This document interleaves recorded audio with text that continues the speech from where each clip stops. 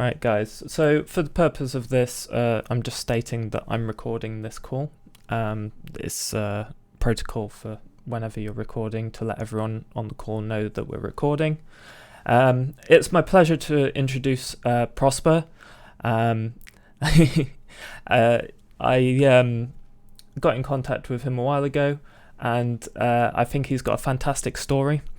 And I'll pass it over to Prosper to share his insights, I guess, into his path to where he's become today. Yeah, absolutely. Thanks, Tristan. It's great to be here. Quick, I'll share a quick background on myself.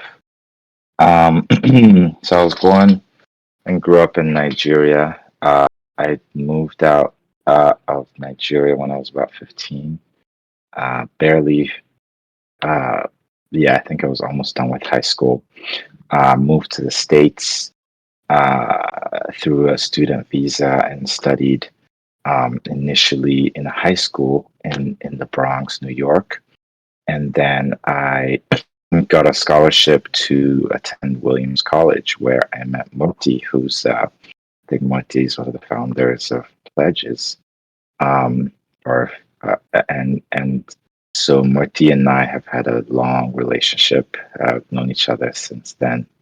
Um, and Williams was where I cut my teeth as even just learning how to type.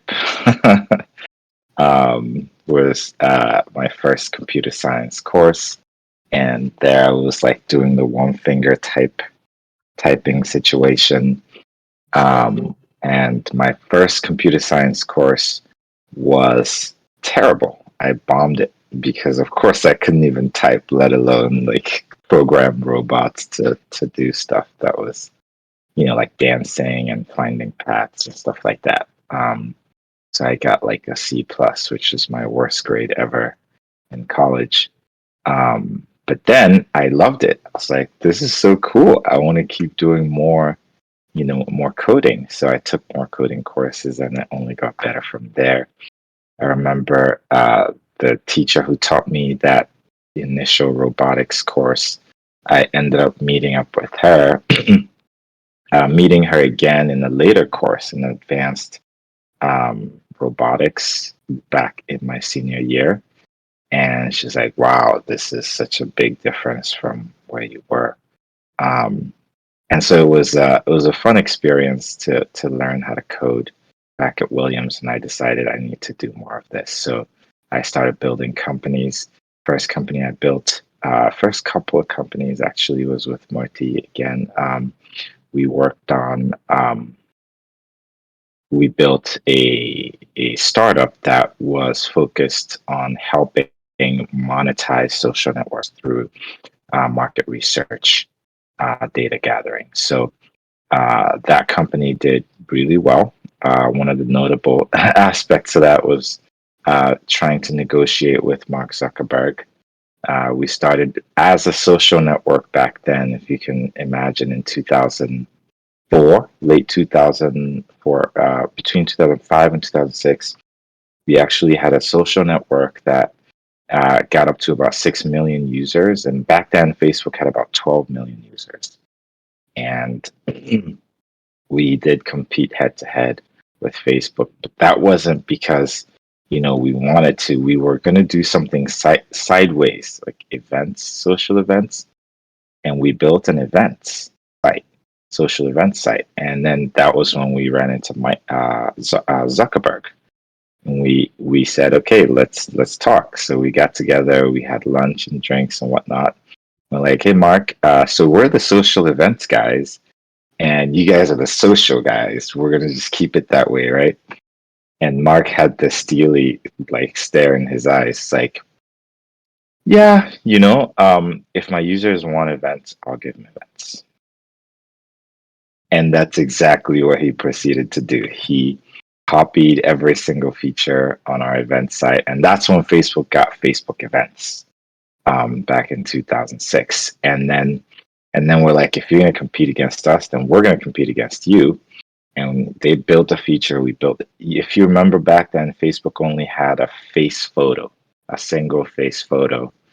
Not you can upload an album or anything. We forced their hand. We launched something called unlimited. Like we said, 5 GB of photos in your social network account, and people started coming to our site by droves. And then, of course, Facebook copied that, and they went with unlimited photos. Today, everybody, I mean, all the social networks have unlimited photos, but things like that, we just kept going back and forth. And of course, eventually they outraised us and outran us, but we were making money. So we ended up getting acquired. Um, Long story short, that was my first startup. And then we went on to build another startup, Peanut Labs, and that was acquired as well. I built a third startup. So my successively larger startups. Um, and the last exit I had was about 3 years ago or so. Um, and so now, that's been my entrepreneur journey. Um, I've spent a lot of time like doing investing in startups, and now getting into real estate as well, because I think that's a great way to build multi-generational wealth. Um, and what I do now is I do work at Google because for the last 5 years before I joined Google, they kept pestering me, "Hey, when you gonna join?" Every year they would come back at the same exact time. So I figured, let me just check this out, and turned out they had a pretty cool opportunity to just be able to make an impact for the Google Cloud platform, growing really fast, and they needed some strong leaders there um, to keep the growth going. So I'm there now, making a big impact for a group within GCP. So lots of exciting stuff going on. Um, but yeah, that's my story. Happy to answer whatever questions come up. Thank you, Prosper. That's awesome. Um, guys, if you have any questions, feel free to speak up. If not, I have a couple. So, yeah, the floor is yours, guys.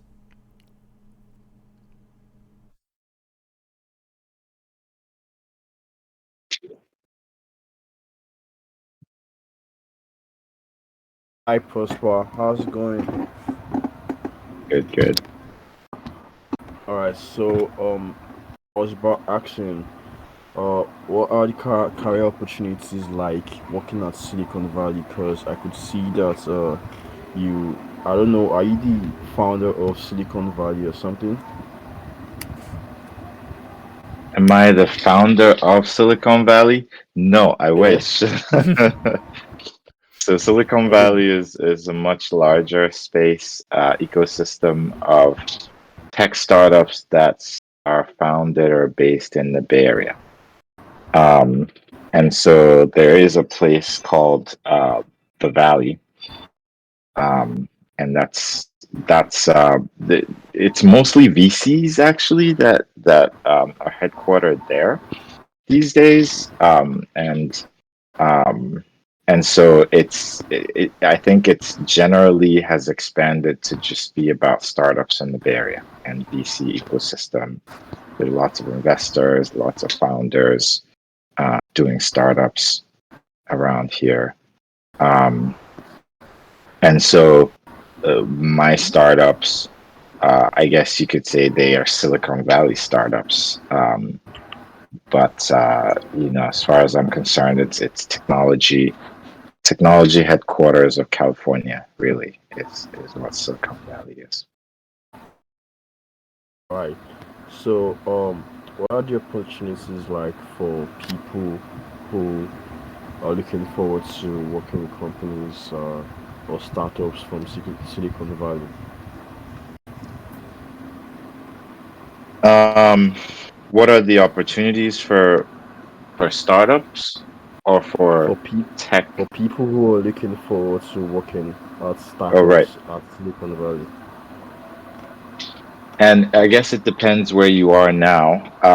If you are outside of the valley, there are lots of opportunities to work with companies remotely these days, right? So if you go to a startup, one of my favorite companies is what is it called? It's Stack Overflow. Stack Overflow. So as an engineer, you get pretty familiar with Stack Overflow. Anytime you Google a problem in pretty much any language, you try to describe the problem, you're going to find the results in Stack Overflow. And so a lot of developers end up hanging out there. And so as a result, recruiters also go there to try to find engineers, right? So, so that's a great way to post up, spend time there and look for job postings there. But yeah, that's getting in with a company that's maybe based here, based elsewhere in technology.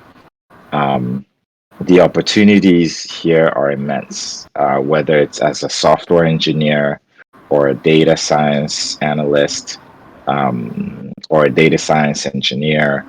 Uh, there are lots of opportunities to get into the space through those two angles, right? So if you're looking for how to get in, the best bet is to learn how to code. You can do that by going to you can do that by going to a school that teaches computer science, or even easier, you can use Coursera these days to learn how to code pretty much from A to Z. So, I have a 12-year-old, and, he's taking Coursera courses as we speak. He's done like 3 different ones, and he's learning Python, JavaScript, MySQL. And that's one of the really cool things about coding in general. There are not many fields like this where you can just get in and get going and learn things by yourself. Now, if there's someone around you who's a good coder, it does help. But if not, there's always Stack Overflow, right? But yeah, it's a great way to get going. Even as you're learning in school, it doesn't keep you from taking a course on Coursera or one of these other platforms that are really great about teaching and helping you get going in whatever you want to learn.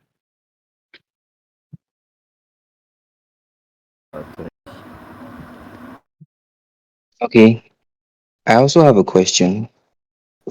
Yeah. So it's a couple of questions. So let me take them one by one. So first, I noticed when you were giving your introduction, you said you grew up in Nigeria, and then you had a Yeah. student visa that took you out of the country where you went to complete your high school, and then you got to college and you studied computer science. So I want to Mm-hmm. ask, how were you able to get that student visa that allowed you to move to leave the country to pursue your education further? And while you were studying the course you studied, how were you able to translate from academia to the industry? You went from a student and to a startup that competed with Facebook and had over 6 million users. How did you go from a student to a startup founder? Third question is, what challenges were you able to overcome while you were building your startup? And what are the opportunities for young known code? Since you mentioned there are opportunities for people that are really learning code and people that can seek out coding careers, what are the opportunities for no code careers in the tech space? I'll try to go backwards. The opportunities for tech careers in tech. You mean besides like as an engineer, like working as an engineer? Yes, of course. Personally, I'm a product designer. I dabble in code, but Okay. not very well. So I want to know what are the opportunities for no code careers in tech. Oh, no code. Oh, okay. Yeah, so UX is the next best track. Um, the other track is product as well, product management, being able to um, think strategically about a product, look at the market, that the business is in, understand what's going on there, and be able to propose ideas for what to build that will fit that market, right? That's at the very core. That's what product managers do, is they understand the product, they understand the market, they understand competition, um, and the customers, and then they try to propose ideas and help engineering teams put those ideas to bring those ideas to life through software. Does that make sense? Yes, it does. And then I think I remember your first question Challenges. is how did I Okay. get? Yeah. Wait, challenges on How you were able to the, build a startup? You overcame while building your startup. oh yeah, so many challenges. The thing about startups is you have to be willing to. I don't know if you heard, like, you were following the news about Twitter and Elon Musk. Yeah, I did. He, yeah. He said to folks, if you want to stay at Twitter, you have to be ready to be hardcore, right? Um, that's essentially what everybody has to be willing to do if you're going to join a startup or run a startup. You have to be willing to be hardcore. And hardcore means, like, I didn't even know what vacations were until I sold my startups. Like, I would usually not, like, um, know what holidays were coming up, if it was like Memorial Day or Veterans Day or, my wife would usually be like, oh yeah, there's a vacation coming up, or Memorial Day or whatever, and be like, oh yeah, that exists, right? And I never knew what date it was. I never even expected anything to happen. I would just work, right? All I did was work. Um, and the reason for that is because you are building something from zero, right? It's like a rocket ship trying to take off. You need like 1,000% more energy to take off from the ground, like when you're building a rocket, right? To get escape at, the Earth's atmosphere, you need like super duper amounts of energy, ridiculous amounts. And you can't do that if you're just working 9 to 5. You can't do that if you're taking it easy. You can't do that if you take vacations. It just doesn't, it's not compatible, right? Now, as the startup starts to take off, sometimes it does get even more intense because now you have growth, and it's just really hard to get above, get to escape velocity. But once the rocket hits escape velocity, now you're cruising. It takes way less energy. It's like Google, right? Like Google, at the size of Google, has hit way beyond escape velocity, right? So to work at a place like Google, it doesn't take as much energy or as much time, right? Or as much mind share, as much, like, it's just really intense in a startup. So that's the reason. The reason is it takes like literally 1,000 times more energy to take off the ground. And if you don't have that energy, don't even think about it.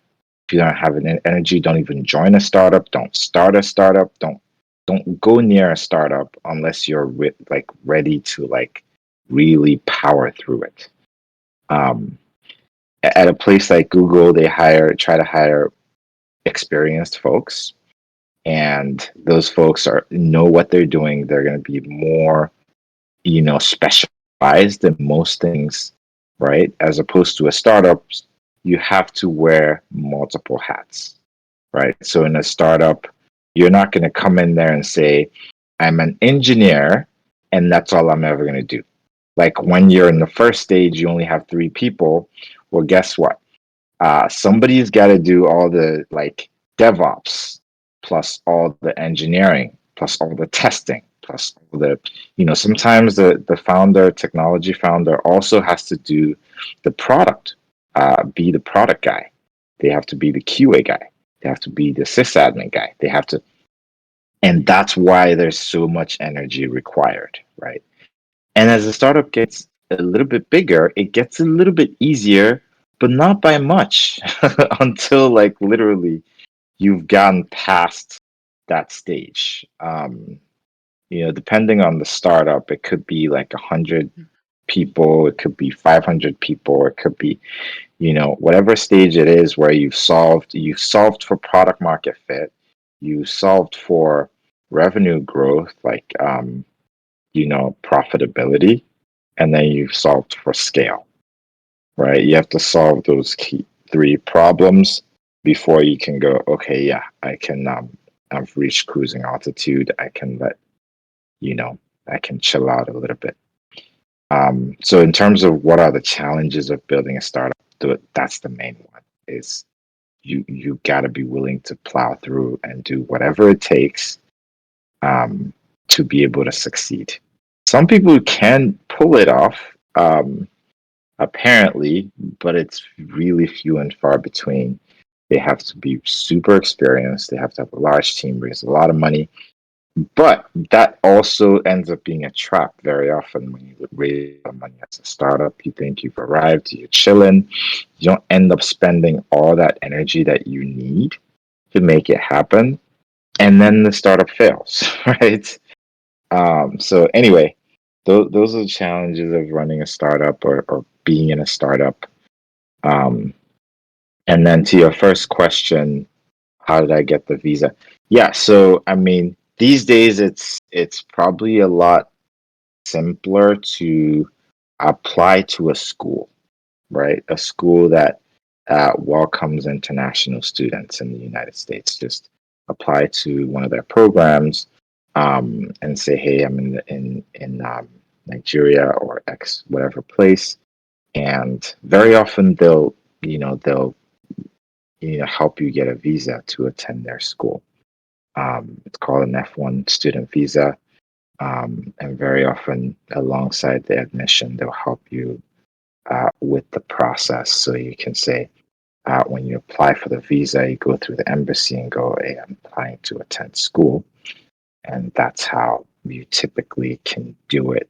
There are other paths, like if you get a job with a startup that's based in the United States. Again, you have to prove your value to them very often before they get to this point. You probably start out remotely um, at first, but then as you build up credibility with the startup, they're going to realize that they value you, and they're going to want you to bring you closer, right? So then they might help you get an H-1B visa or some other similar kind of visa that allows you to work in the United States.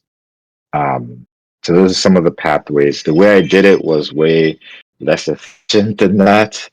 I got lucky, but it was still through a student visa, um, to be able to attend school in the States. Really cool, sir. There's one more question you haven't answered yet, and that's the one that talks about what skills you had or you were able to employ to move from your academic to the industry. From academic to the industry. For me, from academic to industry was joining us, like running a startup. And so it was very difficult to go straight from being a student to trying to build a startup. I don't recommend that at all because there's so much you don't know. But if you're passionate enough, again, like the less experience you have on building a startup, the harder it's going to be for you, and the harder you're going to have to work to make it happen. Um, so what allowed me to do that? I mean, I don't know how else to put it. I mean, passion and hard work.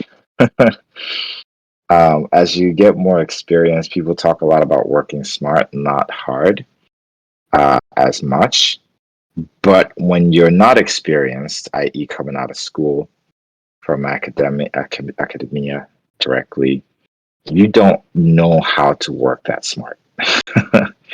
You can learn, right? The chief way to do that is to just like study and try to talk to people who've done it, try to build a network of a community of people that you can get mentorship from. Find people who've been through what you're going through or farther down the road than you, and ask them.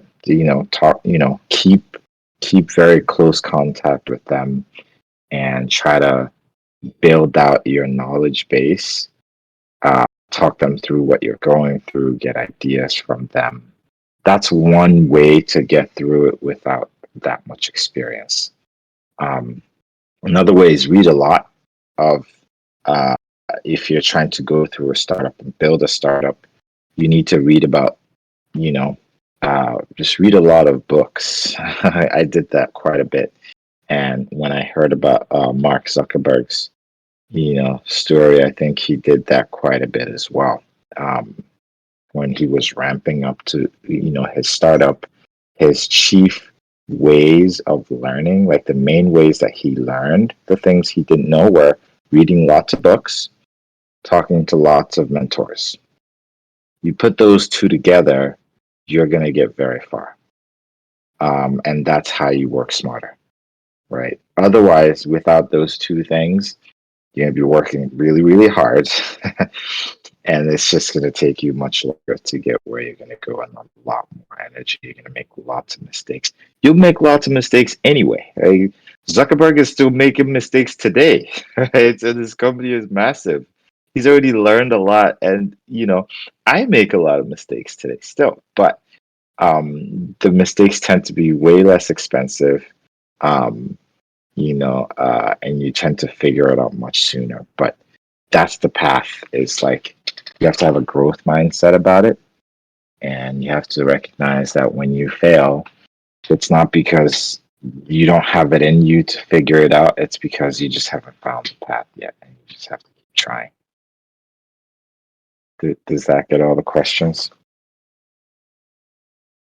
Yes, it does. Thank you immensely. So much points you've mentioned. I have to go back to them and then apply them. I guess we're on the right track with pledges. Thank you very much. Yeah, sounds good. Any further questions? If not, I think that's a very good closer to end it on. Yeah, I have a question also. Go ahead. Thanks so much for the presentation, for the experience and insights shared. I really appreciate it. Yeah, my Absolutely. question is based on, like, I'm a product designer, so I want to know, have you worked with product designer at Silicon Valley, and what's the experience like working with a product designer? And also, if a product designer is to, I'm sure you have experience of working with product designer. I'm just saying so. I like working with product designer. Is there a code you think maybe like a gap? But if there's a code, the product designer should learn so as to bridge a gap between the communication of designs between the designer and the software developer. So I would like to help you on that. But apart from coding, to any other gaps that the product designer should actually, maybe some skills they should learn, or things that are valuable and they are needed in our world of today, like currently. So if you can share insights on that, I would really appreciate it. Thank you. Yeah, so the entry level, I think, to be able to work, bridge the gap solidly with engineers as a product designer, is probably CSS and HTML. Maybe JavaScript if you want to get really into it, but at the very least, CSS and HTML. Knowing how people put your pages together, um, is a great way to build a better bridge between you and the engineer, right? And as far as like, have I worked with the product? Of course, I worked with a product designer. what they do is again, it depends on what stage the company is, but essentially they usually do a if they're specialized, they focus in on taking the product idea, building mock-ups for that product idea so that the engineer can visualize it. But then if they're really good, they can figure out how to use a software like Zeppelin or Figma to, enable an export into, um, HTML, CSS. Or if not, they can just export their screenshots and Photoshop files or Figma files so that the designer or the engineer can go in and see high fidelity measurements of the different assets that they're designing. And that's what software like Figma or Zeppelin can do really easily. Help you do that is build to spec, right? As opposed to just designing an abstract and then expecting your engineer to be able to copy it pixel by pixel. It's not going to work, right? So as a product designer, you have to learn how to help bridge that gap better by providing like exact dimensions, scaling, building a responsive design as opposed to just a static singular design. You have to build what does it look like in the browser? What does it look like on an iPad? What does it look like on a mobile screen? And building a responsive design allows you to make that happen. So look up responsive design if you don't already know what that is. I'm sure every single, it's table stakes these days when you're building any product, right? So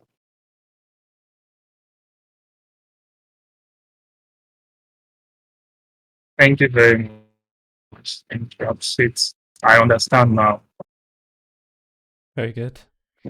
I do think that a basic understanding of code is very good when designing, as from personal experience. So, very good. If we've no further questions, I'm going to end it there. Triumph, you okay? Yeah, I just came to my mind now to ask two questions if you don't mind. yeah.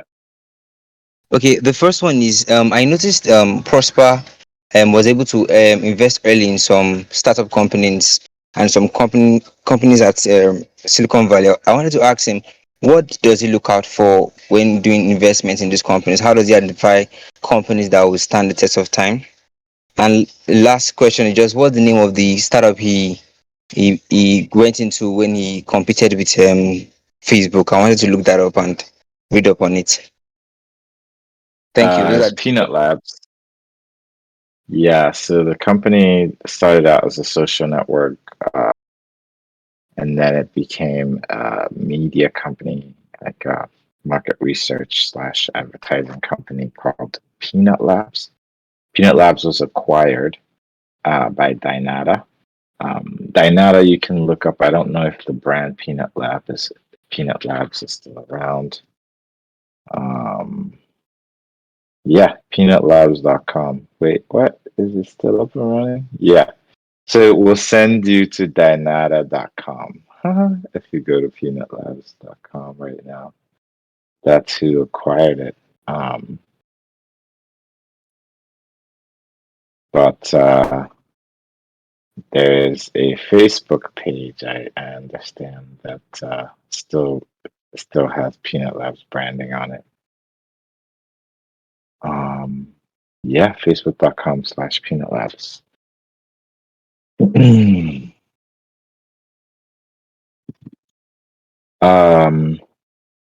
So what was the follow-up question? okay. Thanks for the first. The second one was how do you identify startups that Oh will yeah, startups. yeah. Yeah, so it's easier said than done.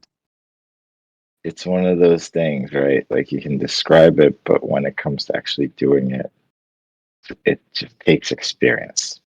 It just takes seeing, like first reading about what it takes to be successful in business is one, and in life. Those two are pretty well linked, actually. Being successful in life and in business are often very linked. So you're looking for, you know, you look at a founder who is um, proactive, who has a growth mindset, who sets aggressive goals for their company and goes and meets those goals. One of the things that I really like to see in a founder, now that I've done a lot of investments, I noticed that the founders that don't give updates or don't set goals on a quarterly basis with their investors tend to be not as successful. So, my favorite types of founders, they're proactive. They'll like, you know, um, they'll follow up. They'll be tenacious to get that funding. But then after that, they'll follow up and they'll say, here's what we've been up to in the last quarter. Here's the goal we're setting up in the next quarter. And I'll come back to you and tell you how we did in a quarter from now. They're essentially running their company as if it was public, right? And they're being transparent. They're putting themselves on the line and saying, we're going to do X. And then, a quarter later, they're going to come back. Did we do X or not? And here's why we didn't do it. And here's what we're going to do next. And blah, blah, blah. And even when things go a little south, they're upfront with that as well. And they go, here's what's not working. Here's how we're going to fix it. And we'll meet you back again in 3 months or whatever that is. Sometimes it's monthly, sometimes, so that's one external facing attribute that I look for, right? That I look for a startup that I believe will likely succeed is that tenacity, that transparency, that follow through. But as far as the founder is concerned, the other thing about the startup, it's like they should have some traction, right? So if the startup is brand new, doesn't have a product, then it's much, much higher risk versus they have a product, they've discovered their product market fit, and they're growing. They have actual customers that are using their product, right? Um, and then, and so I try to look for startups that have figured the product market fit out at the very least. Just building the product is not enough. A lot of times people think, I build the product and boom, I'm going to be rich. No, that's just, that's table stakes. That's like level 0 is having the first version of your product. And then you have to embark on a journey where you find product market fit, which requires finding the people you think will love your product or will buy your product or will use your product, get them to use it, understand how their experience is when they're using it, whether it's working for them, whether it's helping them achieve a really important need or not. And you iterate because the first thing you build is likely not going to be it. So you have to iterate. Unless you're cloning an existing product that somebody has already done all that work of finding product market fit, you're likely not going to have your first product work out of the gate. So you have to get it out there with the minimum viable product, meaning the one key feature you think everybody needs. You put that in your product, you get it out there, and then you start testing. Just talk to people, get them to use it. If they use it and they don't come back, well, then you have a product yet. You got to go back to the drawing board. If they use it and they hate it, then you got to find out why they hate it and try to make it better. And then you see who hates it or who likes it more.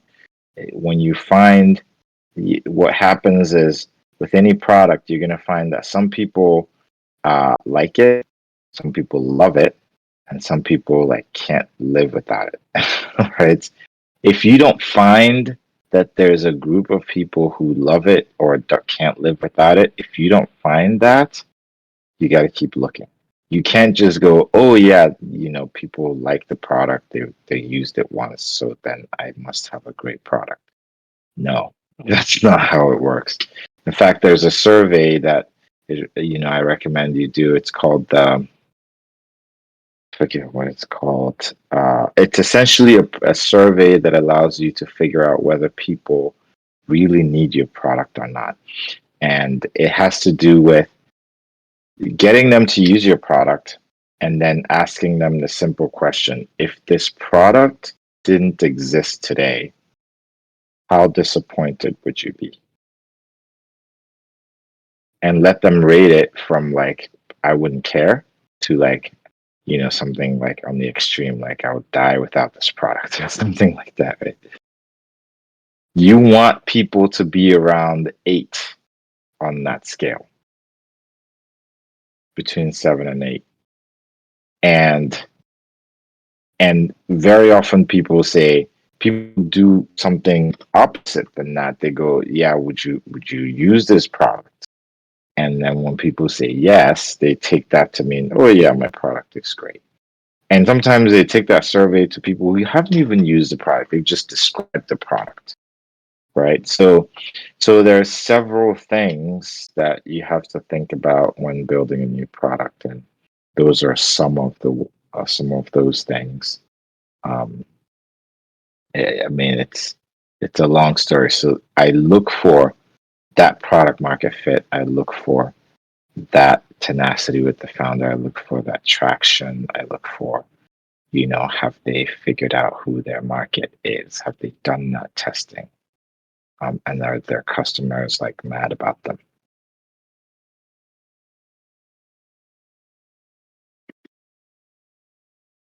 Awesome.